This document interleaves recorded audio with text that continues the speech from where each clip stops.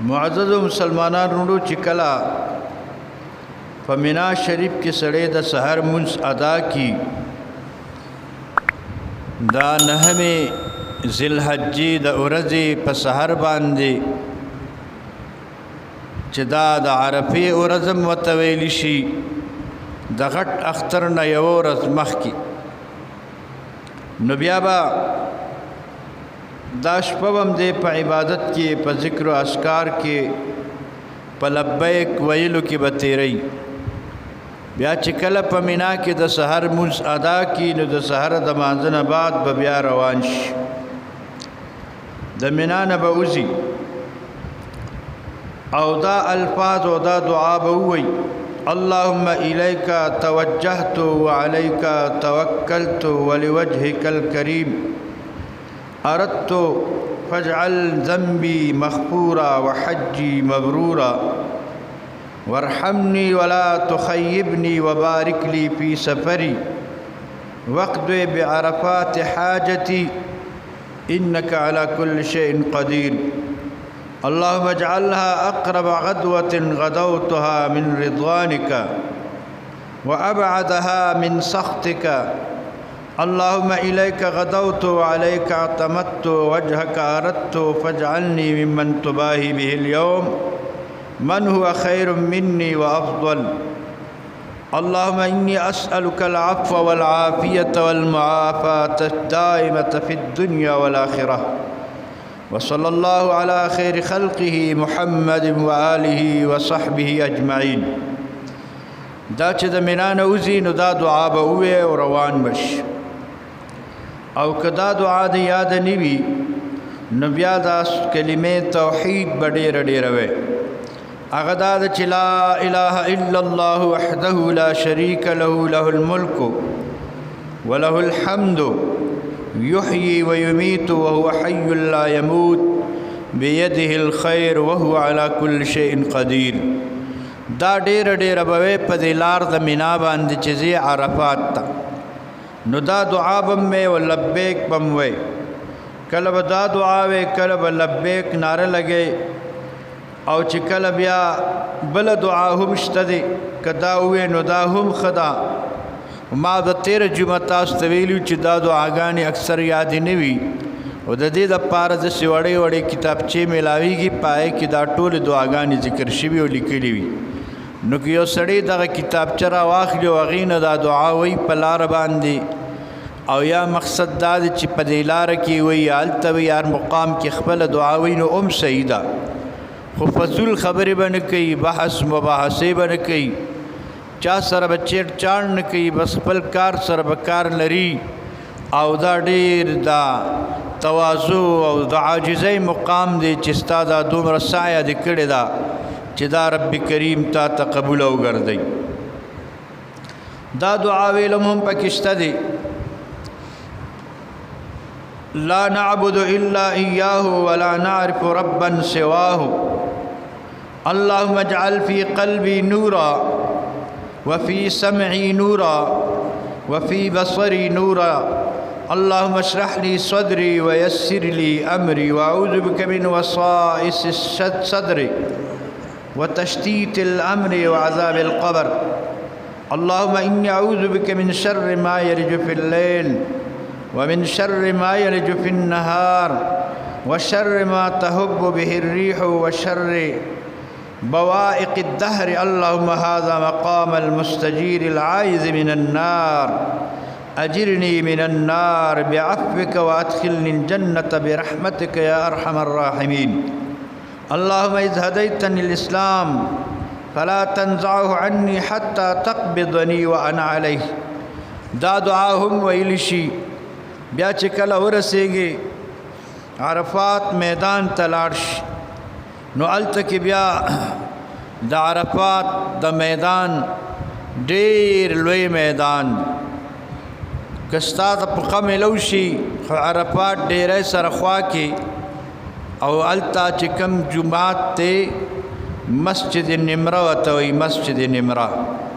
هلته لاړ شي او هغه ورځ باندې بیا ته به هلته ایسارې که مسجد نمره کې مکملو شو هم صحیح ده، که د عرفات ډیرې سره مکملو شو هم صحیح ده، که د هغې نه جیر چاپېره اطرافو کې تا ته ځای میلاوېده. اوس خو ډېر عجیبه طرز راغلی دی چې د هر ملک حاجیان هغه تقسیم شوي وي، چاله یو ځای منتخب کړي، چاله بل ځای مقرر کړي. بس هغه سم صحیح ده، ولې چې ټول عرفات میدان چې دی دا د دې دپاره دی. هغې کې چې لاړ شي نو هلته کې به خپل اسباب او سامان دا به برابر کړي. بیا به دغه ورځ به هم چې دی په فضولیاتو کې سړی نه تیروي، په ګپو شپو په خبرو کې به دا نه تیروي، بلکې چې کله زوال وشي او ماسپخین نور زایل شي بس دقه وخت نه وقوف شروع کیږي. وقوف څه ته وایي؟ دا ودرېدلو ته ویلی شي. په دې مجمع کې ډېر لوی اولیاء را جمعي، څوک یې نه پېژني. اولیاء او څه حدیثو کې راځي چې الیاس علیه السلام او خضر علیه السلام هم په دې کې موجود دي، او نور نیکان پاکان په دې موقع باندې حاضر وي. او په دغه ورځ باندې دا کار سنت دی، که مقدر ته میلو شي نو د وقوف نه مخکې غسل کول او دواړو خطبو ته حاضري کول. چې کله امام خطبې وي ته به موجودې، دوه منځونه یو ځای کول، روژه به نه نیسي په دې ورځ، اودس کې به او څنګه چې منځونه وشي د هغې نه بعد به فوراً وقوف ته ودرېږي او غر ته به نه خیږي. که وختې د جاهلیت کارونه به نه کړي، اکثر خلک به راوخیږي، رومال خوځوي، چغې وایي، څه کوي څه کوي. داسې د سیل او د سیر ورځ نه ده چې په دې ورځ سړی سیر او تفریح وکړي. بیا په وقوف کې آداب دا دي چې سر به دې ښکته، لا اله الا الله وایا، سبحان الله وایا، لبیک وایا، او دغه شانته درود شریف هم ویلی شي. او د جړه کوشش کوه چې وجاړې، جړه چې سترګو نه دې اوښکې لاړې ته پوه شه چې زما حج قبولیت طرف ته روان دی. که جړه در نغله نو د جړه والا شکل جوړ کا. په دې ورځ باندې به انتهایی ډېرې دعاګانې کوي، انتهایی تلاوتونه به کوي. که تلاوت نه درود شریف به وایې، دا ستا د رب ته د حاضرۍ ورځ ده. او داسې به ګڼې لکه چې میدان د محشر لګېدلی دی او زما اوس پیشي کېږي، زما الله تعالی ته حضور ته ودرېدل دي. ډېر په زاړی او په جړا به ولاړې، ولې چې ډېر زیات خواري دې کړې ده، سفر دې کړي دي، پیسه دې خرچ کړې ده، وختونه دې خرچ کړي دي او راغلی دی میدان ته. نو چې تعالی الله پاک څه نه څه درکړي که نه، او ته به ځان سوالګر ګڼې، عاجزي به کې او دا دعا به هم کې چې اللهم اهدني بالهدى ونقني وعصمني بالتقوى واغفر لي في الآخرة والأولى. الله أكبر ولله الحمد، الله أكبر الله أكبر ولله الحمد. لبيك اللهم لبيك لا شريك لك لبيك إن الحمد والنعمة لك والملك لا شريك لك. دا الفاظم ډېر ډېر بوایي او بیا به دا دعا وکړې چې کله وقوف کې. دا دعاګانې ډېرې دعاګانې دي، خدا زه دلته ذکر کومه ولې چې مخکې ما ډېرې دعاګانې تاسو ته ذکر کړې. په بله جمعه غبله جمعه د هر ځای خپله دعا ما بیان کړه.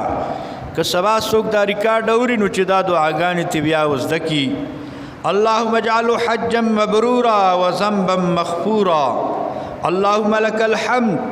كالذي نقول وخيرا مما نقول. اللهم لك صلاتي ونسكي ومحياي ومماتي وإليك مآبي ولك رب تراثي. اللهم إني أعوذ بك من عذاب القبر ووسوسة الصدر وشتات الأمر. اللهم إني أسألك من خير ما تجيء به الريح ونعوذ بك من شر ما تجيء به الريح. اللهم اهدنا بالهدى وزينا بالتقوى واغفر لنا في الآخرة والأولى. اللهم إني أسألك رزقا طيبا مباركا. اللهم إنك أمرت بالدعاء وقضيت على نفسك بالإجابة وإنك لا تخلف الميعاد. دا دعاګانې به وایي معنی دا ده چې الله تا موږ ته حکم په دعا باندې کړی دی او په ځان دې فیصله د قبلولو کړی چې زه به یې قبلوما او تخت خپلو وعدو مخالفت نه کې. ولا تنقص عهدك اللهم ما أحببت من خير فحببه إلينا ويسره لنا وما كرهت من شيء فكرهه إلينا وجنبناه. ولا تنزع منا الإسلام بعد إذ هديتنا. اللهم إنك ترى مكاني وتسمع كلامي وتعلم سري وعلانيتي ولا يخفى عليك شيء من أمري. أنا البائس الفقير المستغيث المستجير الوجل المشفق المقر المعترف بذنبه. أسألك مسألة المسكين وأبتهل إليك ابتهال المذنب الذليل وأدعوك دعاء الخائف المضطر دعاء من خضعت لك رقبته وفاضت عليك عيناه ونحل لك جسده ورغم عنك. اللهم لا تجعلني بدعائك رب شقيا وكن بي رؤوفا رحيما يا خير المسؤولين وخير المطيعين. دا دعا بوي او پختو کې کوي صحیح ده چې د عربی کې نه درځي او دعاګانو مقدد دی وخت کې بزان ته دعا کې امت لا مغررګرو له دعاګانې کوي. لا اله الا الله وحده لا شريك له له الملك وله الحمد وهو على كل شيء قدير. د جابر رضی الله تعالی عنہ نے روایت ته چې په دې ورځ د عرفات باندې کدا دعا سړی سل کرتی وي کلمه توحید او سل دل دا درود ابراهیمی وایي او حضرت علی شیر خدا رضی الله تعالی عنہ نم روایت ته چې رسول الله مبارک بدا دعا کولا چې لا اله الا الله وحده لا شريك له له الملك وله الحمد يحيي ويميت وهو على كل شيء قدير. اللهم اجعل في سمعي نورا وفي بصري نورا وفي قلبي نورا. اللهم اشرح لي صدري ويسر لي أمري وأعوذ بك من وسائس الصدر وتشتيت الأمر وعذاب القبر. اللهم إني أعوذ بك من شر ما يلج في الليل وشر ما يلج في النهار وشر ما تهب به الريح وشر بوائق الدهر. دا دعاګانې ملوستلی شي په دې موقع باندې او درود شریف استغفار دا د وقوف د ورځې دعاګانې دي. سر به دې ښکتی ولاړ به رب کریم ته خپل فریاد کې مناجات بکې او زاری بکې او خپل تیر شوي ګناهونو معافي به غواړي. د راتلونکي ژوند د خیر دعاګانې بکې د قبر او د حشر او د قیامت نه د عذاب د امان دعا بکې. په دغه ورځ باندې دا خبرې مکروه دي د عرفات په ورځ باندې مازدیګر او مونځ چې کله دې وکړه او بیا وځي بار ګرځي نو دا مکروه دي بار به نه ګرځي. د هغې نه مخکې خوراک څښاک کول یا نور کارونو کې مشغوله کېدل دا هم مکروه دي او دنیاوي بحث مباحثې او خبرې کول دغه شانتې د ماښام ماسخوتن مونځ په دغه ځای کې کول دا ټول مکروه دي ناجایزه دي. په دې ورځ باندې به دا که وخت داخل هم شي بانګ وی ته به د ماښام او ماسخوتن مونځ په عرفات کې نه کې صرف مازدیګر مونځ او د ماسپښین مونځ. د هغې طریقه دا ده چې په دغه ورځ باندې که چېرې ته د امام سره کې خو صحیح ده ولی چې څوک مسجد نمرې سره جوختی نه هغې امام سره دا مونځ کوي. ماسپښین مازدیګر یو ځای وکړي هغې کې خطبه د هغې نه بعد بیا وقوف و دعاګانې وي نو دغه ځای کې د وقوف بیا تر نور خاته پورې کوي هغې دا نور پرېواته پورې ولاړ او که چېرې ستا ځای د مسجد نمره نه لرې وي او د هغې اواز تا ته نه راځي منځ کې فاصله ده او هغه ځای کې تا سره خپل امام او هغه تاسو سره دا مونځ کو نو هم صحیح د دواړه به په جمع باندې وکړي. په دې وخت کې اول د ماسپښین مونځ بیا ورپسې د مازدیګر مونځ، بیا د هغې نه بعد چې دی وقوف ته تر نور پرېواته پورې ولاړه ده. او که خپل امام هم در سره نه وي او ځان له بیا کې، نو د ځان له دپاره بیا حکم دا دی زمونږ د امام ابو حنیفه رحمت الله علیه چې د ماسپښین مونځ په خپل وخت کې وکړه، د هغې نه بعد وقوف کوه چې کله وخت د مازدیګر داخل شي بیا چې دی د مازدیګر مونځ وکړه او بیا وقوف کوه. دا هغه موقع ده چې ته ځان له چرته او دغه وقوف او ولاړه په دې موقع باندې دا لازمه ده. اصل دې ته وقوف عرفات وایي، په عرفات کې دا خامخا ضروري ده. په دې ورځ باندې ښه باوضو اوسېدل، پاک صفا ستره اوسېدل دا لازمي خبره ده. او د هغې نه بعد چې وقوف ته کله پوره شو، ماښام اذان وشو، نور پرېوته، نو ته به د عرفات د میدان نه راوځي، راځې به د نور پرېواته نه مخکې راتلل دا چې کوم دی جائز نه دي. نور پرېوځي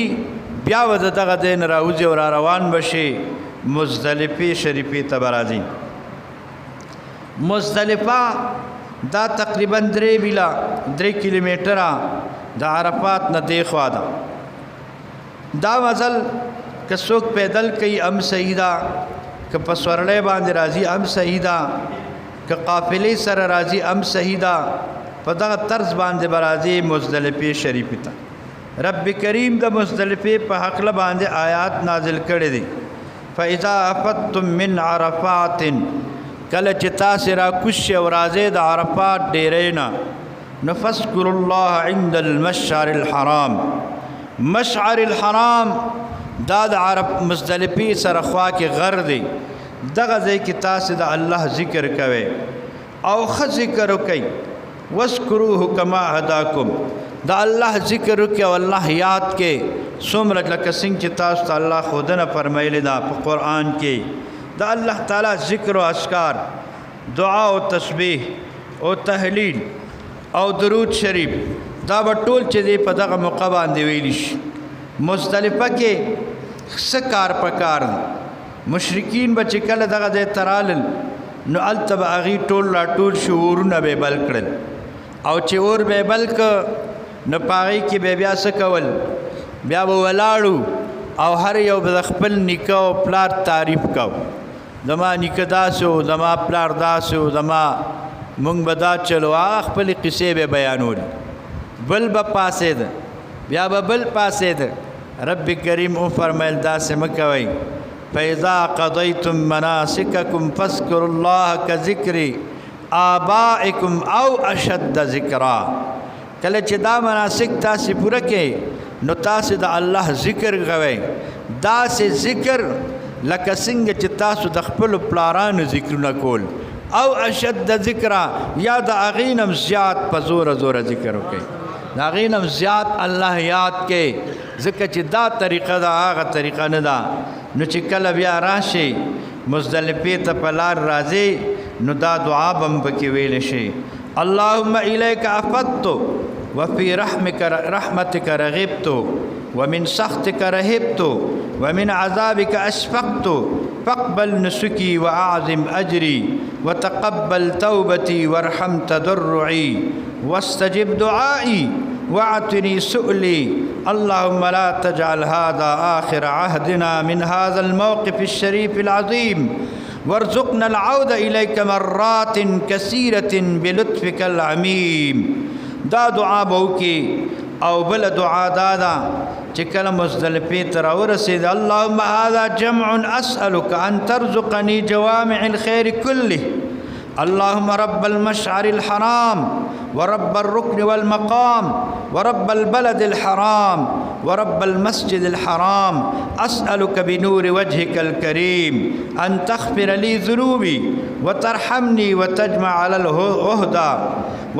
على الهدى أمري وتجعل التقوى زادي وزخري والآخرة مآبي وهب لي رضاك عني في الدنيا والآخرة.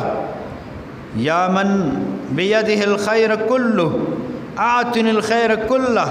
واصرف عني الشر كله اللهم حرم لحمي وعزمي وشحمي وشعري وسائر جواره على النار يا ارحم الراحمين. دا دعاګانې دي، دا به په مزدلفه کې وي. بیا چې کله د ماښام وخت تېرېدو ته شي،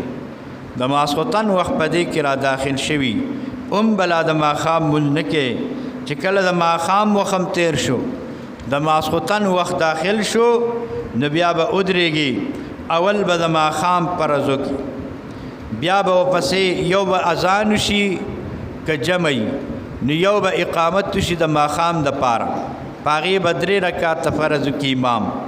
بیا به دا هر چا سره خپل امام هم وي، او هلته کې مشر الحرام کې سرکاري امام وي، خو هغه مشکلي هر ځای کې سړی نشي رسېدی، رشي ټیل ما ټیلي. نو بس چې کم ځای درته مزدلفه کې میلاو شو، یو ځای دی چې هغه د هغې نه به ځان ساتي، او هغې نه کنډتار ته وکړې د هغه سړی ته نشي ورتلی. بس لنډه ده فیصله. ماښام مونځ به وشي، یو اذان او یو اقامت، بیا به بل اقامت وشي، په هغې به د ماسخوتن مونځ وشي. د هغې نه بعد به بیا سنتو کې د ماښام، بیا به د ماسخوتن سنتو کې همدغه وخت به یادې قضا به پکې نه وي، همدغه وخت به یادې قضا پکې نشته. د هغې نه بعد به بیا دا ډېره مبارکه شپه ده. دا شپه د لیلة القدر د شپې نه بهتره ده. د مزدلفې دا شپه چې ده، دا له لیلة القدر د شپې نه هم افضل او بهتره ده. په دې شپه به ډېر زاري کې ذکر لبیک به ډېر وی، او اوده کېدل رسول الله مبارک په دې شپه لږ آرام کړی، ولې چې په دې شپه خوب هم د عبادت دی، ولې ډېر عجیب مقام دی صاحبه. خو که څوک اوده نه شي که نه، نو هم ښه خبره ده که بیدارۍ کې تېره کي، او که اوده شو نو بیا هم د بدیت پکې نشته دی. او چې څنګه د سحر وخت داخل شو او د سحر اذانونه وشو، بس مخې سره د سهار مونځ په جمع باندې وکړي او امام سره، او د هغې نه بعد بیا به چې دی چې په جمع دی وکړه، نو تاله خدای د ټولې شپې د بیدارۍ برابر ثواب درکوي. په زوره خو ووایې که نه، روژه خو هم نه ده که نه، یو ځلې بیا ووایې. او زما یو کس هم دون آواز مې تیز دی، ټول کلي ته رسي، تاسو دونه ډېر یې، آواز هم نه اوچتېږي، لږ په زوره ووایې. خدا الله توفیق درکړي چې په زوره زوره ووایې. دا د الله د دربار د حاضرۍ وخت دی، دروازې کلو دي. په عرفات کې الله خپل حقوق معاف کوي. چې د الله حقوقو کې د کوتاهي کړې ده، عبادات ته نه دي پوره کړې، کمې ده نه شوې دي، یاد درته نه دي، د عرفات په میدان الله خپل حقونه بخي، او د مزدلفې په شپه باندې الله د بندګانو حقونه معاف کوي. معاف کوي هغه تا چې په چا باندې حق دی، هغه غاړه په څه ادا کوي، هغه له اجر ورکړي، او د هغې بدل کې الله تعالی درجې درکړي. دا د خدای کرم نوازي ده. معنی دا ده چې ستا زیبواري الله واني. خو دا هغه حقوق دي چې کم داسې نامعلومه حقوق دي، او چې داسې معلوم حق دی، لکه تا د هغه پیسه خوړلې ده او یاد ده درته،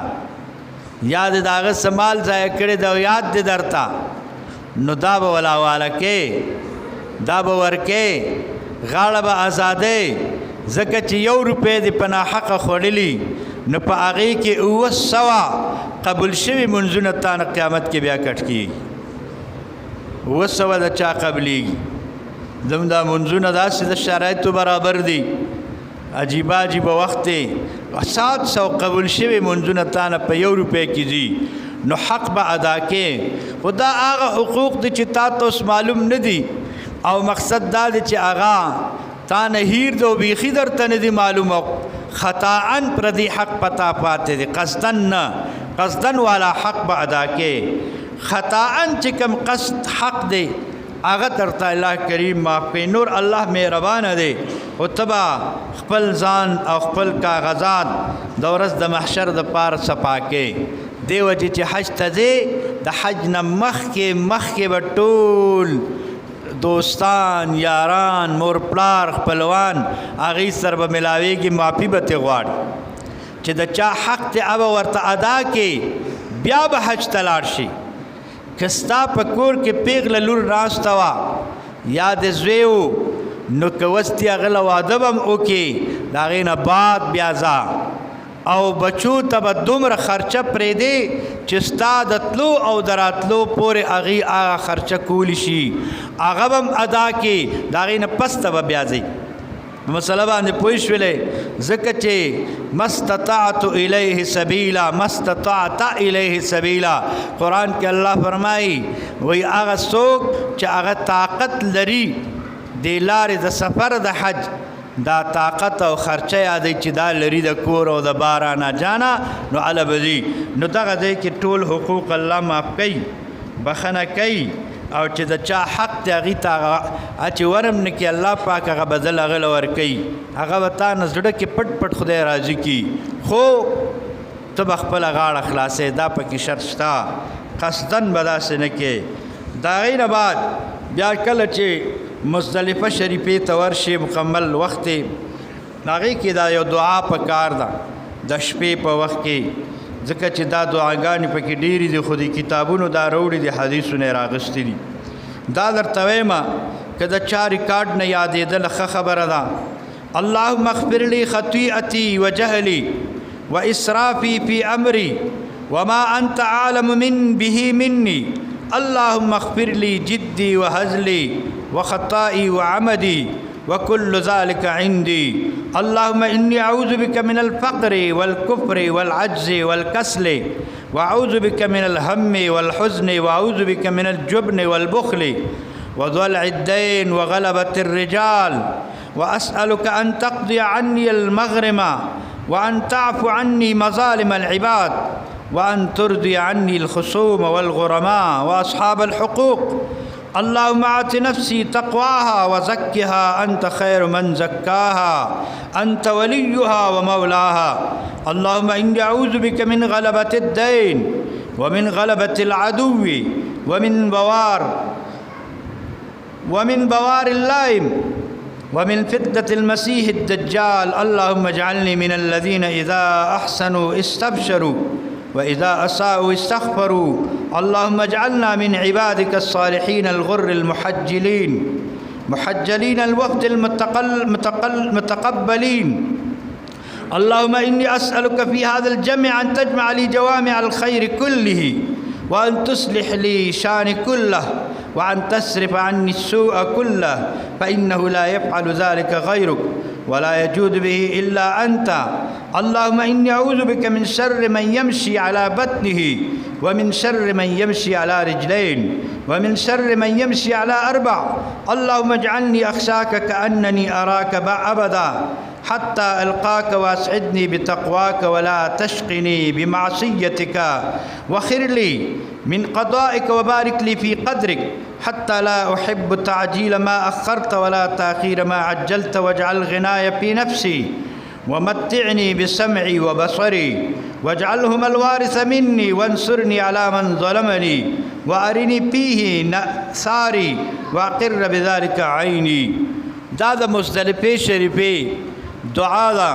کدا دعا دی کول شا او کنور دعاګانې تا ته زدوي هغه دی کول شي اوس شپه خو تیریږي صبح سحر براخیږي که تهجد دی پکې صبح صادق کې کول هم صحیح ده پښمنی نه مخکې او بیا به د سحر که خیر جنور سره وي بیا به د هغه ځای نه را روانېږي او دا تقریبا دا مزدلفې نه بیا د مینا پورې او د مینا نه بیا د شیطانانو پورې دا ښه کافي مزل دی لرې ځای دی به پیدل خلک راځي سورلی انتظام دلته ني بیا به راځي سر ته شیطانان ویشتلو له به را روان اوه کاڼي به یا 21 کاڼي به په مزدلفه کې راغونډ کړي کڅوړه به د سره یې پاکې وینځي او هغه کاڼي به هغې کې بوجګۍ کې واچي او بیا چې کله راځي که خیري د هغې نه راځي ذکر اسکار سره به راځي ما څنګه هغه آیات تاسو ته مخکې وویلې بیا به راځي مینا ته مینا نه برادي جمرة العقبہ تا دا هغه غټ شیطان چې ورته وي غټ شیطان دغه ځای ته بیا راورسي د هغې نه مخکې دا لارې کې به هم دعا وی ټیل ما ټیل باندې کې ډېر سخت وخت هر سړی رواني او ګرمي هم ډېره زیاته وي هلته دې غاړو باندې سرکاري خلک ولاړي یا د هغه ځای خلک چې حج نه کوي اوبه په خلکو ترمکې کوي ولې چې ډېره سخته ګرمي وي سر توري او د عرفات مزدلفې سفر یې کړي وي اوږې مې وي ستړی او ستومانه عجیب خوند کوي دغه لږ هم مزه کوي دغه تند هم مزه کوي اوس خو ځای په ځای سرکاري اوبه لګېدلي خلک ځي هغه اوبهګانې څکي او رواني مزل کوي ډېره مزه کوي بیا چې راشي نو دا دعا به هم پکې لار کې وي اللهم الیک افدت ومن عذابک اشفقت وإليك رجعت ومنك رهبت فاقبل نسكي وعظم أجري وارحم تضرعي يا الله زما عاجزي قبولك يا الله پما رحمك واقبل توبتي واستجب دعائي يا الله زما دا دعاګانې قبولك زما دعاګانې قبولك زما توبه قبولك اللهم لا تقتلنا بغضبك ولا تهلكنا بعذابك وعافنا قبل ذلك یا الله ما په خپل غضب مه وجنې یا الله موږ په عذاب هلاک مکې یا الله موږ ته د هغې نه مخکې نجات او عافیت راکې دا دعاګانې به اله نه کې زړه کې به تواضع کې چې یا الله که به کوتاهي مانه شوي ما ته معافي وکړي ځکه چې دا ډېر لوی رکن دی او بیا چې کله جمرة العقبہ ته راورسېدې تا سره به چې ډېرې اووه کاڼي به دې راغستي هغې ته چې ور مخامخ شي نو بس دا دی لاس باندې چې کاڼې والې داسې به یې نیسي دا ترخ په دونه به لاس اوچتی چې ستا دا ترخ سپینوالی ښکاره شي ولې چې دا کولو وي او داسې به کې بسم الله الله اکبر رضا للرحمن ورغما للشیطان دا کلمه به وي او کاڼې به ورخوشي کې شیطان به ولي دغه ځای کې شیطان موجود وي دغه وخت کې دا د رب نظام دی او سبب اللهم اجعله حجا مبرورا وسعيا مشكورا وذنبا مغفورا نبی علیہ السلام مبارک فرمایلی دی ابراهیم خلیل الله علیہ السلام اسماعیل علیہ السلام روان دی دقه دی کې شیطان راښکاره شو ابراهیم خلیل الله ته دا لارې ورته ټول ونیوه ځان یې داسې پړسولی چې دی رانه ونړي نو دا شیطان ورته وی په تش خوب باندې دوکه شوې او زی بوزي حلالی زوی حلالی داسې هم چېرته شوي دي چې زوی څوک حلالی بس اسماعیل خلیل الله ابراهیم خلیل الله علیه السلام خو پوه شو چې دا خو شیطان دی بس ځنې کاڼ راواغشت او غرب په دې غزارې پیو کو ویې ویشت خیال هم دې سبحان الله ووایې شیطان یې ویشت اوه غزارې پیو هغې نه چې لږ مخکې لاړه بیا ورته شیطان هلته ځان راښکاره کړه بیا پې غزارونه وکړه بیا درې ځایه ورته ځان ښودلی دی په درېیم ځای کې اسماعیل علیه السلام ته هم ځان ښودلی دی بس دې دواړو پلار او دوی پې ښه غزارونه کړي دي هغه ادا الله ته دونه محبوبه راغله د دې دا ویشتل چې تر قیامته الله مؤمنانو دپاره دا عبادت وګرځولو سبحان الله اوس دا ویشتل دا واجب دی په حج کې که دا دې ونه ویشت تا باندې دم لازمیږي غټه قرباني به کې او هغه ټوله د خدای په نوم خیرات کې شیطان به ولي بسم الله الله اکبر رغما للشیطان رضا للرحمن ډېره مزه کوي او دا عجیبه کاري چې دا شیطان ولي دغه وخت کې سړی داسې جذبه شان شي بس وایي چې بس همداسې غدارونه کوي بعضې خلک به مې لیدي چپړې به یې پې ویشتي چا به او دغه چپړو نه چې سنت طریقه کومه حضرت ښودلې ده دا یو ورکوټې کاڼې د هغه په داسې لګي لکه ایټم بم داسې پې په هغه باندې لګي او سنتو خلاف نه وي پکار او بس په جوش به غزار کې او چې شیطان دې وویشته بیا به هغه دی کې ایسارېږي نه بیا به راځي قبلې ته به مخکې هلته ستنه د خلک ولاړي بس هلته به بیا دعاګانې کوي دعاګانې به کوي ډېرې ډېرې او دغه ځای نه بیا چې با فارغه شي بیا به راځي بیا به په سبا لکه خیري شیطان دی وویشته د هغې نه بعد نور شیطانان ویشتل نشته بیا به د قربانۍ تکل کې د قربانۍ نه بعد بیا سر خریل دي دا به انشاءالله بلې جمعې ته تاسو ته بالتفصیل بیان کما او بیا طواف زیارت چې فرض تغه ته ویلی شي طواف فرض طواف زیارت هم ورته وایي دا هم یو رکن دی په حج کې اهم بس د هغې نه بعد بیا د حج باقي مانده مسائل انشاءالله بلې جمعې ته ستاسو وړاندې عرض کما په دې باندې اکتفا کوو